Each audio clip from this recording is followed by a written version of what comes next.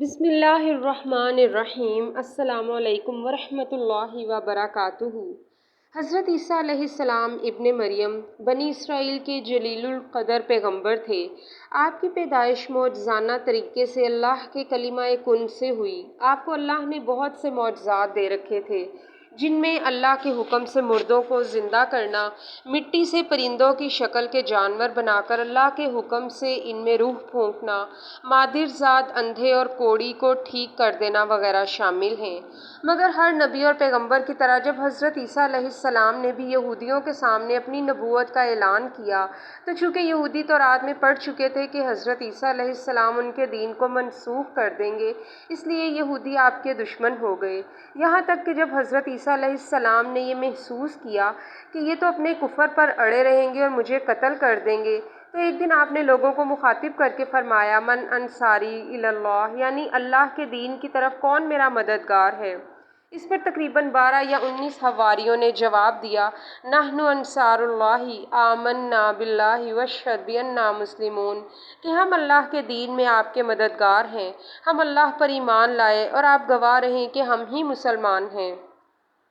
باقی تمام یہودی اپنے کفر پر جمے رہے، یہاں تک کہ جوش عداوت میں انہوں نے آپ کے قتل کا منصوبہ بنایا اور ایک شخص کو یہودیوں نے، جس کا نام تطیانوس تھا، آپ کے گھر قتل کرنے کے لیے بھیجا۔ اتنے میں اچانک اللہ نے حضرت جبرائیل علیہ السلام کو بھیجا۔ انہوں نے آپ کو اپنے پروں پر آسمان کی طرف زندہ اٹھا لیا۔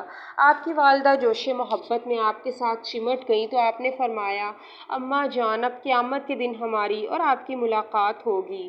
اور اس طرح آپ کو جبرائیل علیہ السلام آسمانوں تک لے گئے۔ یہ واقعہ بیت المقدس میں شب قدر کی مبارک رات میں پیش آیا۔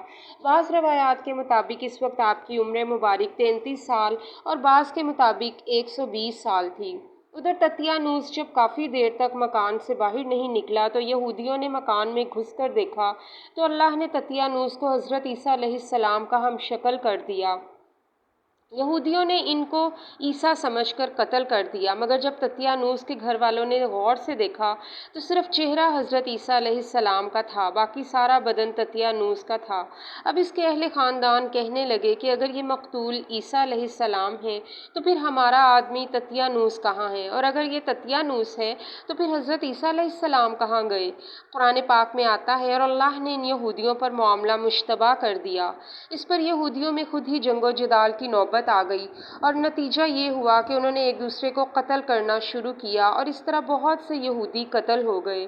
سورہ آل عمران میں اللہ تعالیٰ نے ارشاد فرمایا ہے، اور کافروں نے مکر کیا اور اللہ نے ان کے ہلاک ہونے کی خفیہ تدبیر فرمائی، اور اللہ سب سے بہترین خفیہ تدبیر کرنے والا ہے۔ یاد کرو جب اللہ نے فرمایا، اے عیسیٰ علیہ السلام، میں تجھے پوری عمر تک پہنچاؤں گا اور تجھے اپنی طرف اٹھا لوں گا اور تجھے ان کافروں سے پاک کرنے والا ہوں اور تیرے پیروکاروں کو قیامت تک تیرے منکروں پر غلبہ دینے والا ہوں، پھر تم سب میری طرف پلٹ کر آؤ گے اور میں تمہارے درمیان ان باتوں میں فیصلہ کر دوں گا جن میں تم اختلاف کرتے تھے۔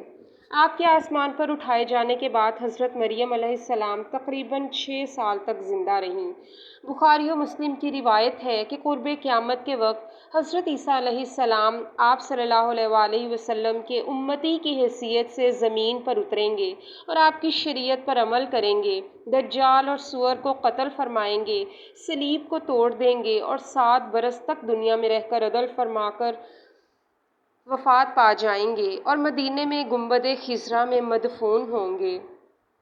قرآن پاک میں ہے کہ حضرت عیسیٰ علیہ السلام یہودیوں کے ہاتھوں قتل نہیں ہوئے، بلکہ اللہ نے آپ کو آسمانوں پر زندہ اٹھا لیا۔